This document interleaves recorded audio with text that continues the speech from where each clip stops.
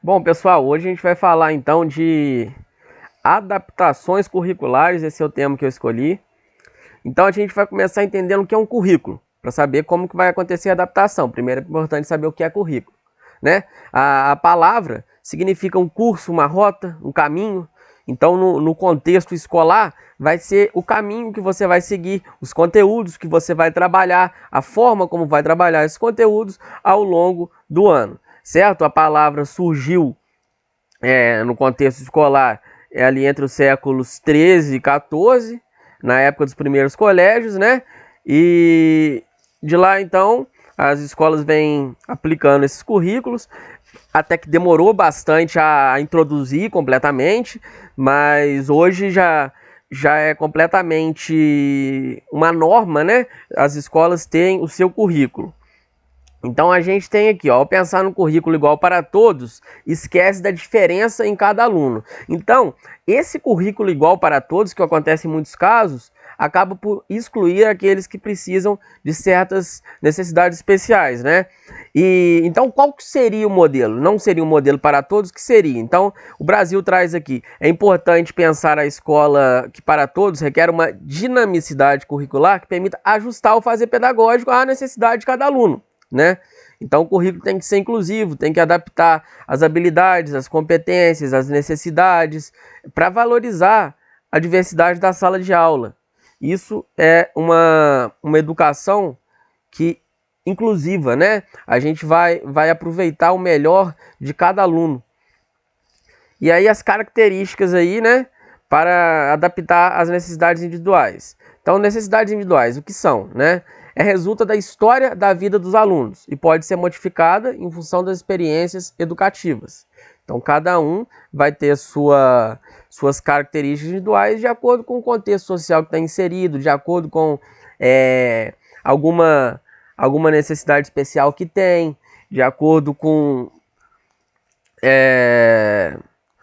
enfim, o contexto cultural, onde ele se insere, o contexto em casa, tudo isso influencia nas características individuais do aluno.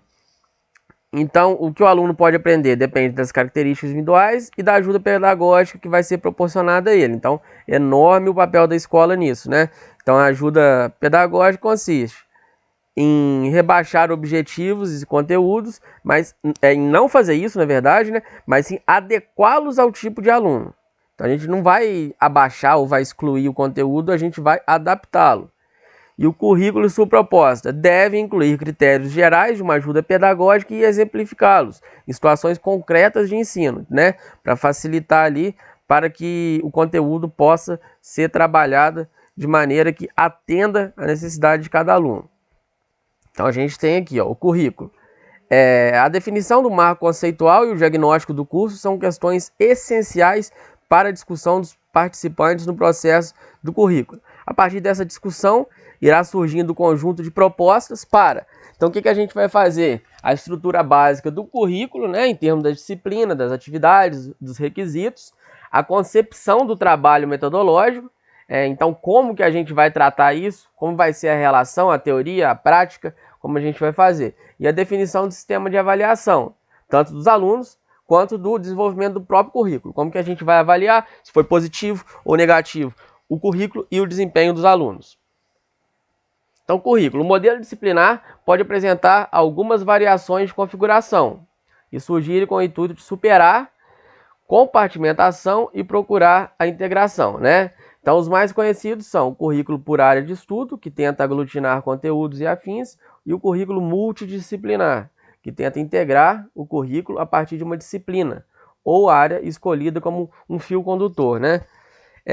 E no modelo não disciplinar, como o próprio nome indica, o núcleo de organização é selecionado fora do padrão de disciplina, né? Então, a gente tem um exemplo, nessas escolas chamadas escola novistas, né, esse núcleo é constituído pela experiência de aprendizagem, aquelas metodologias ativas, onde os alunos vão estar ali em contato, por exemplo, um PBL, que ele vai poder fazer uma interdisciplinaridade, né, uma aprendizagem baseada em problemas, vai desenvolver projetos de acordo com o que aprendeu. Então, nesse caso, o centro é o aluno, o protagonista é o aluno. Adaptação curricular, como que a gente vai fazer ela? Então, a adaptação curricular vai ser um projeto pedagógico que vai corresponder ao ajuste do currículo de acordo com a necessidade daquele aluno, de acordo com aquele serviço escolar possa atender. A gente vai analisar todo o contexto escolar e o contexto dos alunos. Então, ela deve proporcionar, né, um melhor aprendizado para aquele aluno. As medidas efetuadas no currículo desenvolvido nas salas de aula dizem respeito à programação de atividades elaboradas para a sala, né? Então, os procedimentos didático-pedagógicos, como vai ser desenvolvido esse currículo, como o professor vai trabalhar, qual a necessidade de cada aluno, é isso que a gente vai ver. O objetivo disso, como eu disse, né, é favorecer a aprendizagem do aluno, dar oportunidade para que ele aproveite suas habilidades, para que ele consiga ganhar o conhecimento de forma que não seja excluído. E as classificações? Pode ser pelo grau de significatividade, né? Pode a gente classificar essas adaptações dessa forma. Aí são as adaptações curriculares, também extraordinárias, também chamadas de significativa ou de grande porte, que envolve um contexto bem grande, ou pode ser ainda uma adaptação curricular ordinária, de pequeno porte, que aí fica mais por função exclusiva do professor, por exemplo, uma adaptação de sequência didática, que eu vou dar exemplo no final, que eu mesmo fiz. E podem ser classificados também de acordo com os elementos curriculares, né? As adaptações de elementos de acesso, quando se referem a modificações nos elementos pessoais, no material, na organização da sala, né? Nos elementos curriculares básicos, e a adaptação dos elementos curriculares básicos, que é o que a gente estuda aqui, o nosso foco é a segunda adaptação de elementos curriculares, quando se refere a objetivos, conteúdos, metodologia, atividade de ensino, aprendizagem e avaliação. Então o papel do professor são vários, né?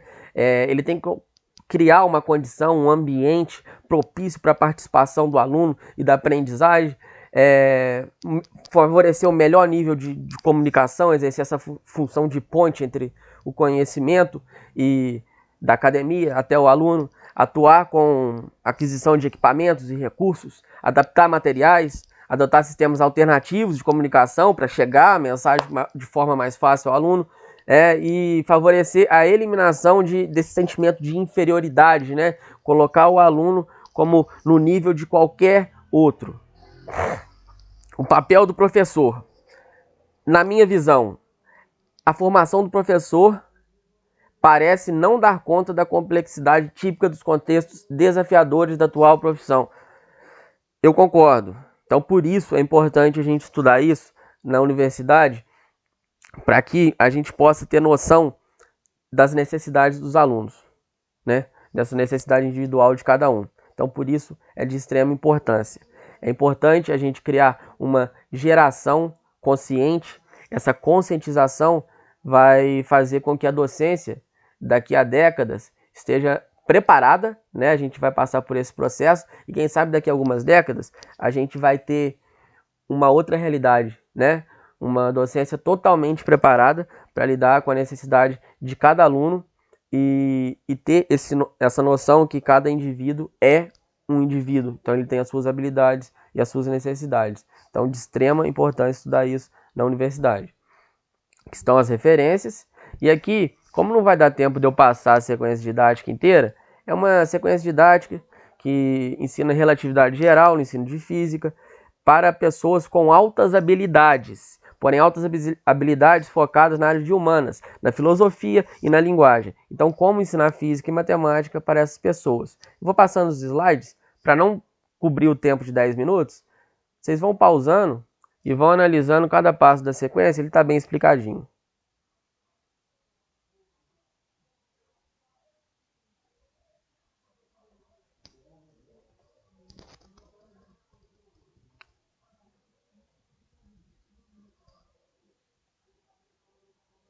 Muito obrigado. Foi isso então. Até a próxima.